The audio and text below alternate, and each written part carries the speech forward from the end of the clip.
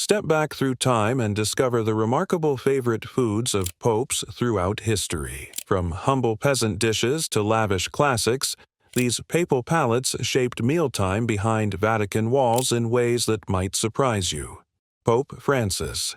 Empanadas and Memories of Argentina. Known for his humility and straightforward approach to life, Pope Francis never lost his love for the flavors of his Argentine homeland. Throughout his papacy, the aroma of empanadas, those flaky pastry pockets filled with seasoned beef, onions, and olives, brought him back to the streets of Buenos Aires where he grew up. As a young man in Argentina, he'd often stop at local bakeries for these handheld treasures. Even after becoming the leader of the Catholic Church, when visitors from Argentina came calling, empanadas would frequently appear on the papal table. The comfort of familiar food during extraordinary times, something many of us understand when we're far from home. Remember how your grandmother's cooking could transport you back to childhood with just one bite. For Francis, empanadas did exactly that, connecting him to his roots while surrounded by the grandeur of the Vatican. Wasn't there a special dish that did the same for you during the 1970s? But there was another Argentine favorite that captured his heart, a creamy caramel spread called dulce de leche that graced his morning toast and filled the sandwich cookies known as alfajores.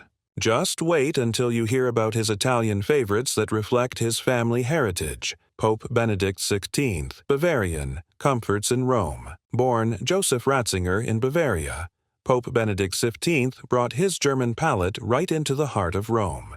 His favorite?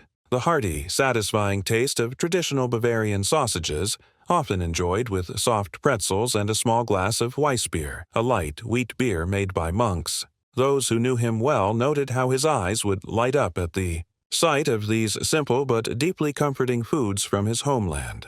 For many Americans who visited Germany during military service in the 1950s and 60s, these same flavors became nostalgic touchstones of their time abroad. Did you or someone in your family discover the joy of authentic German pretzels during those years?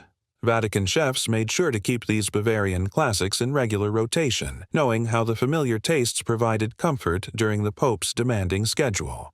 When diplomatic duties weighed heavily, a plate of Weisswurst with sweet mustard reminded him of snowy Bavarian winters and simpler days. His brother once remarked that Benedict was happiest with a pretzel in one hand and a theological book in the other, the perfect blend of earthly and intellectual nourishment. And speaking of nourishing traditions, wait until you hear about the next Pope's surprising favorite dish. Pope John Paul II, Kremówka and Polish pride. Pope John Paul X, born Karol Wojtyła in Poland, never forgot the flavors of his homeland, even during his remarkable 26-year papacy. His absolute favorite?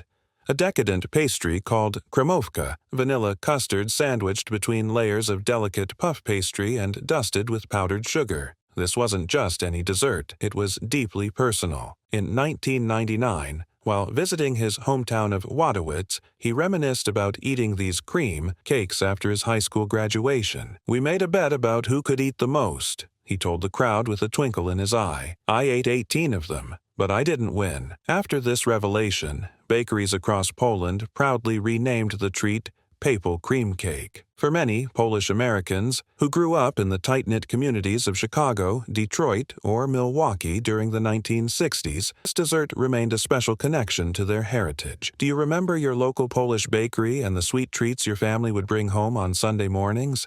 But Kremówka wasn't his only comfort food. The Pope also treasured pierogi, those hearty dumplings filled with potato, cheese, sauerkraut, or meat that anchored so many Polish family dinners. Each bite transported him back to his youth in occupied Poland, where food, family, and faith were closely intertwined. From the Vatican kitchen to parish halls worldwide, his love for these simple pleasures showed that even at the height of spiritual leadership, our connection to home flavors remains deeply meaningful. And this connection would be equally strong for his predecessor, as you'll soon discover. Pope Paul VI, Minestrone and Monastic Simplicity. Pope Paul VI, known for his intellectual depth and genuine humility, embraced the most modest dish in Roman cuisine as his favorite meal, minestrone soup, a rustic blend of seasonal vegetables, beans, and pasta in a flavorful broth. Born near Brescia in northern Italy,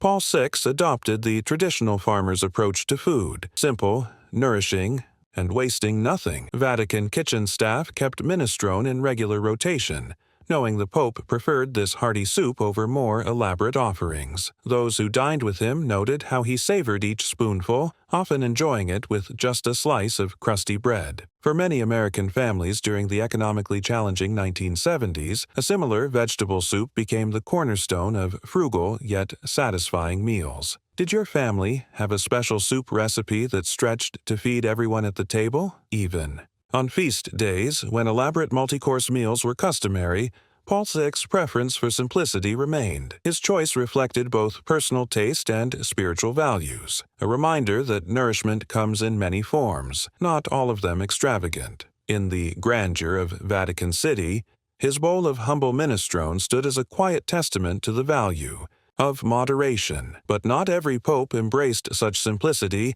as our next papal favorite will reveal: Pope John, Polenta, and farm traditions. Pope John XXIII, affectionately known as the Good Pope, grew up in a large farming family near Bergamo, Italy. His favorite food? The hearty northern Italian staple polenta with slow-cooked meat stew, a dish that embodied his humble roots and warm personality. Golden cornmeal polenta, simmered to creamy perfection and topped with rich ragu, represented the essence of Italian peasant cooking, making something extraordinary from ordinary ingredients. The Pope often requested this meal, especially when feeling nostalgic for his childhood home. For many Italian-American families who settled in the industrial towns of Pennsylvania and Ohio during the mid-20th century, polenta remained a treasured link to their heritage. Did your grandparents talk about how this filling cornmeal dish sustained workers through long factory shifts? Guests at the papal table were sometimes surprised by the simplicity of his preferred meals. "I'm just a country priest," he would say with characteristic warmth, and his food choices never strayed far from that identity. In many ways, he brought the farm kitchen right into the apostolic palace. His genuine appreciation for these rustic flavors reflected his lifelong connection to ordinary people and their daily struggles.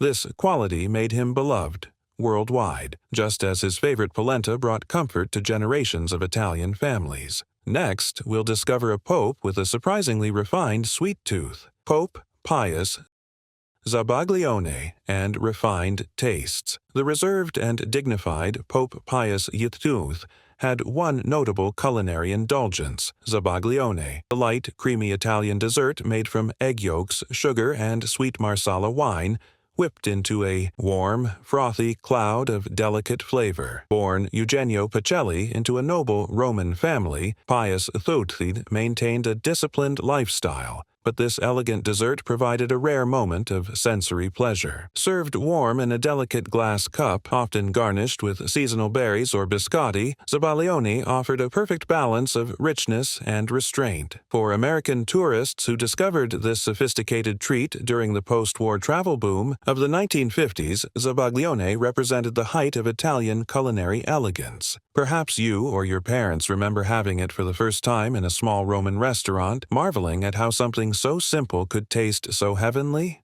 Vatican chefs noted that the Pope particularly enjoyed this dessert as an end-of-week treat or on special occasions, a gentle reward after maintaining his famously regimented schedule. Even in this small indulgence, his preference for refinement rather than excess was evident. The airy, golden dessert, like a custard transformed into something ethereal, revealed a hint of softness behind his formal public persona. But our next Pope's favorite dish takes us to a completely different region of Italy with flavors bold enough to match his dynamic personality. Pope Benedict XV, pasta al Pomodoro, and wartime simplicity. Leading the Church through the dark days of World War I, Pope Benedict XV found comfort in the most fundamental Italian dish, pasta al Pomodoro, the timeless combination of pasta with fresh tomato sauce, garlic, olive oil, and basil. In an era of hardship, rationing, and loss, this humble dish embodied both survival and serenity. Born Giacomo della Chiesa to a noble Genoese family, Benedict XV embraced simplicity in both his leadership style and his dining preferences. Vatican records note that he preferred unfussy, traditional meals, often refusing elaborate preparations even on feast days. Pasta al Pomodoro, with its bright flavors and accessibility, represented the essence of Italian cuisine at its most democratic. For American families during the difficult Depression years of the 1930s, pasta with tomato sauce became a similar culinary touchstone. Affordable, satisfying, and bringing the family together. Was this a staple in your parents' or grandparents' repertoire during lean times? His choice reminds us that in periods of global crisis, even the smallest comforts, a warm bowl of perfectly cooked pasta in vibrant sauce, can carry profound meaning. But our next Pope's favorite takes us back to rural Italy with a completely different flavor profile. Pope Pius X, polenta with roasted game and rural traditions. Pope Pius X, born Giuseppe Sarto to a poor family in the Veneto region of Italy, never abandoned his taste for the rustic cuisine of his childhood, especially polenta served with roasted game birds, seasoned with rosemary and garlic. This hearty country meal reflected his humble origins. He was the son of a village postal worker who once walked to school barefoot. Even after ascending to the highest office in the church, he requested this modest pairing that reminded him of his youth. Vatican chefs would source fresh game from nearby estates, preparing it in the traditional Venetian style to accompany the golden cornmeal polenta. For many rural American families who hunted through the early 20th century, similar meals made from freshly harvested game with regional accompaniments created cherished food memories. Did your family have special recipes for preparing wild birds or venison during hunting season? Pius X's meals were never about extravagance or display. They were about substance, tradition, and gratitude for the basics. Each bite of this rustic feast spoke of resilience and the flavors of home, connecting him to his roots despite the grandeur of his position. In a world increasingly focused on refinement and novelty, his preference for authenticity stood as a testament to the enduring value of tradition. Our next pope shared this appreciation for simplicity, but with a delicate approach to nourishment. Pope Leo XIII, Stracciatella soup and healthful living. Pope Leo XIII, who remarkably led the church into his 90s during the late 19th century, maintained his stamina with a favorite meal perfectly suited to his slender frame and disciplined lifestyle: stracciatella, the delicate Roman egg drop soup. This light but nourishing dish, made by whisking eggs with grated cheese and herbs into hot chicken broth, provided warmth and protein without heaviness. The subtle seasoning of nutmeg and the silky texture made it both restorative and gently flavorful. Vatican records suggest Leo XIII requested this soup frequently, especially in his later years when maintaining his energy for a demanding schedule became essential. For many Americans who discovered Italian cuisine beyond spaghetti in the mid-20th century, stracciatella represented a revelation in elegance and restraint. Perhaps you remember the first time you tasted this soup in a traditional Italian restaurant, surprised by how something so simple could be so satisfying. His preference for this clarifying, strengthening broth aligned perfectly with his philosophical approach to leadership, finding strength through simplicity rather than excess. But, as we'll discover next, not all popes embraced such restraint. In their favorite dishes, Pope Pius IX, Baccalà alla Napoletana, and bold flavors. During the longest papacy in history, Pope Pius IX developed a particular taste for the bold, briny flavors of Baccalà alla Napoletana, salt cod stewed with tomatoes, olives, and capers in the southern Italian tradition. Though born in central Italy, Pius IX cultivated an appreciation for the vibrant flavors of Naples during his ecclesiastical career. This dish, transforming humble preserved fish into something rich and complex, was often requested for Friday meals and during Lenten observances. The cod was carefully soaked to remove excess salt, then slowly simmered with bright tomatoes and punchy Mediterranean ingredients to create a deeply satisfying meal. For Italian-American families, especially those from southern Italy who settled in coastal cities, salt cod recipes remained important traditions, particularly around Christmas Eve. Did your your family prepare something similar for feast days or holidays? Vatican chefs recorded Baccalà as one of Pius IX's most frequent requests, especially during Advent. In an era of increasingly complex cuisine, this choice showed his connection to authentic Italian cooking, hearty, flavorful, and deeply rooted in tradition. The bright tanginess of tomatoes, the savory depth of olives, and the distinctive character of preserved cod created a symphony of taste that transported him from the formality of Vatican life to the lively streets of Naples. Next, we'll discover a pope whose favorite dish embodied monastic contemplation. Pope Gregory XVI, chestnut soup and monastic simplicity. The scholarly and contemplative Pope Gregory XVI embraced a favorite food that reflected both his monastic background and his northern Italian upbringing. Chestnut soup, a creamy, earthy dish common in the mountainous regions of Italy. Born Bartolomeo Alberto Capillari in Belluno near the Dolomite Mountains, he grew up where chestnuts were a winter staple, sometimes called the bread of the poor because of their importance in mountain communities. Gregory X favored a version slowly cooked with onions, garlic, broth, and a drizzle of olive oil, warming, filling, and subtly luxurious without extravagance.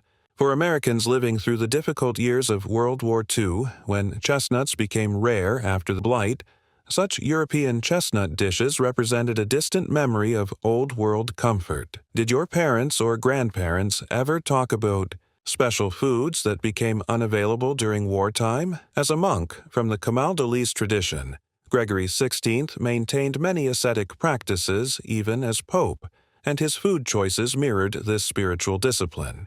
While other popes might enjoy meat or wine, he preferred simple fare that reflected his contemplative ideals. In the marble halls of the Vatican, maintained the heart of a hermit, finding satisfaction in the humble chestnut's transformation into something nourishing for both body and spirit. But our next pope's favorite takes us far from Italy to the countryside of France. Pope Pius VII, coq au vin and French influences. In a fascinating twist of culinary and political history, Pope Pius VII, who spent years navigating a complex relationship with Napoleon Bonaparte, developed a fondness for the quintessentially French dish coq au vin during his time in exile. This rustic classic, made by braising rooster in red wine with mushrooms, pearl onions, and herbs, represented a rare bridge between Pius VII's Italian heritage and his French diplomatic experiences. Vatican. Chefs eventually incorporated the dish into papal menus, adapting it with local wines and poultry. For Americans who discovered French cuisine through Julia Child's revolutionary cooking shows in the 1960s, coq au vin symbolized the accessible elegance of French country cooking. Remember watching those early cooking programs, attempting this classic dish for a special dinner party? Slow-simmered, rich flavors matched the slow, tense pace of Pius VII's historic conflicts with Napoleon, perhaps giving him strength for his legendary confrontations with the French emperor. In every bite was a taste of survival, compromise, and unexpected appreciation, a reminder that even adversarial relationships can sometimes yield surprising cultural exchanges. But for our next pope, the culinary preferences return decidedly to Italian waters. Pope Clement, grilled eel with herbs and Roman traditions.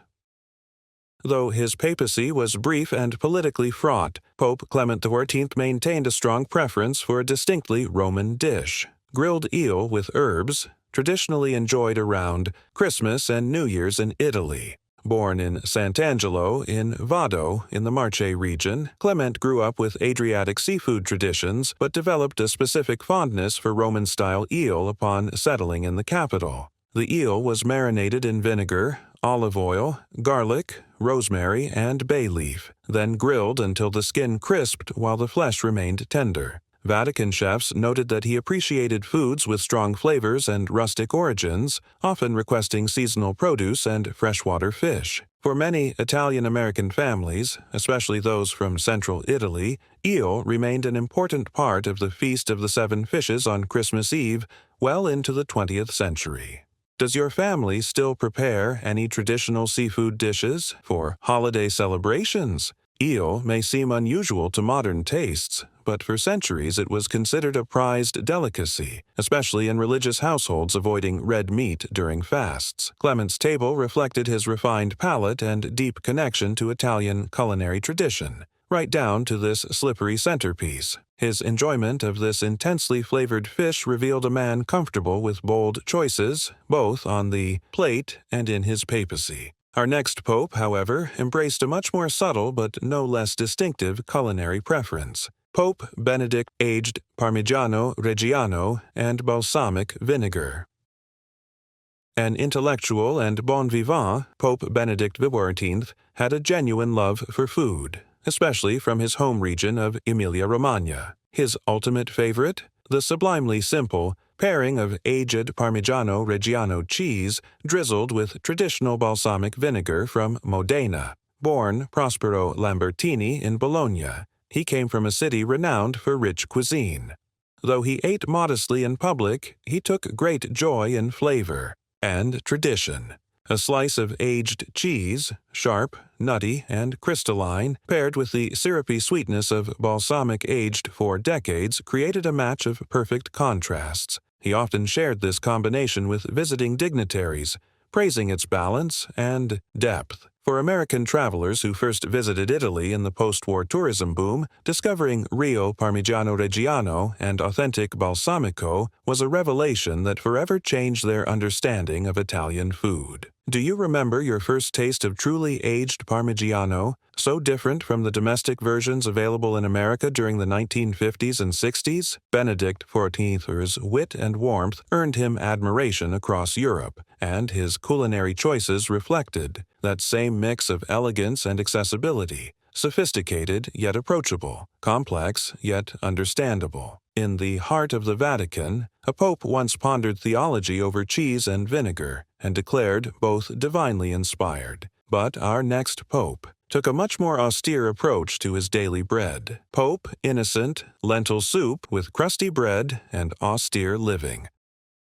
Pope Innocent III's brief reign was characterized by his notably austere personal habits, reflected in his one culinary constant: lentil soup with crusty bread, a humble meal that embodied his commitment to simplicity. Born Michelangelo dei Conti in the Roman countryside, he was raised on modest fare and maintained those habits even after ascending to the papacy. Vatican kitchens were instructed to avoid elaborate dishes during his reign, and lentil soup became a frequent offering. Prepared with olive oil, garlic, carrots, and bay leaf, the soup was thick and hearty, with a chunk of coarse bread to complete the meal. For many Americans whose families lived through the Great Depression, similar bean soups represented essential sustenance during challenging times. Did your parents or grandparents pass down recipes for beans and legumes that sustained the family when meat was scarce? For Innocent III's, food wasn't about indulgence or pleasure, it was sustenance, quiet comfort,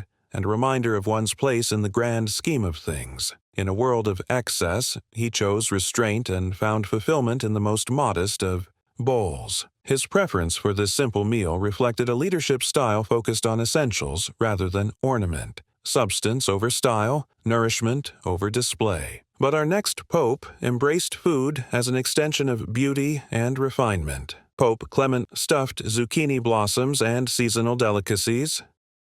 Refined and scholarly, Pope Clement V enjoyed food as an extension of art and culture. One of his favorites, fiori di zucca ripieni, delicate zucchini blossoms stuffed with soft cheese, herbs, and sometimes anchovies, then lightly fried in olive oil until golden. This seasonal Roman specialty, fragrant, visually beautiful, and ephemeral, perfectly suited his appreciation for elegance and detail. The blossoms were often served as an appetizer at papal luncheons or as part of Clement's personal meals. Born in Urbino, Clement XIII surrounded himself with artists, writers, and thinkers, and his meals often reflected that aesthetic sensibility. For American home gardeners who discovered the edible pleasure of squash blossoms during the Back to the Land movement of the 1970s, these delicate treats represented a connection to traditional European cooking. Did your family grow zucchini, perhaps discovering the culinary potential of these golden flowers? Vatican chefs would source the blossoms fresh each morning from local gardens, knowing they would wilt quickly and required a gentle touch. His appreciation for this fleeting treat showed that even in a life of structure and ceremony, there was room for seasonal joy and edible beauty. The delicate balance of flavors, creamy cheese, sometimes sharp anchovy, and the subtle vegetal sweetness of the blossom itself created a perfect harmony that appealed to both palate and eye. Our next pope, however, embraced an even more humble approach to dining. Pope Innocent roasted chickpeas and fiscal discipline. Pope Innocent XIII was as frugal with his food as he was with Vatican spending. Known for banning nepotism and excess in church finances, he preferred one of the simplest snacks of his era, roasted chickpeas, seasoned with just a pinch of salt and rosemary.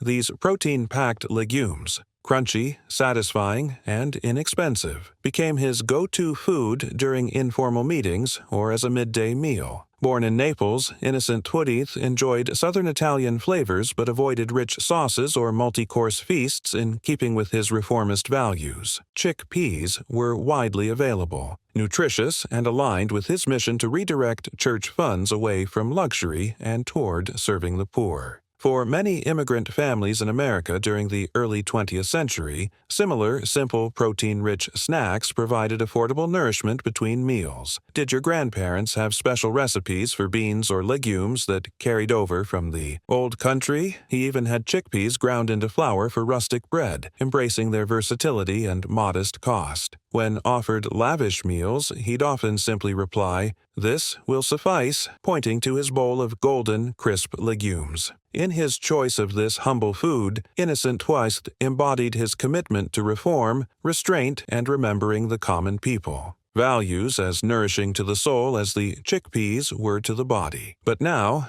let's travel further back to the Renaissance, where our next pope embraced a sweeter indulgence. Pope Sixtus almond rice pudding and Renaissance luxury.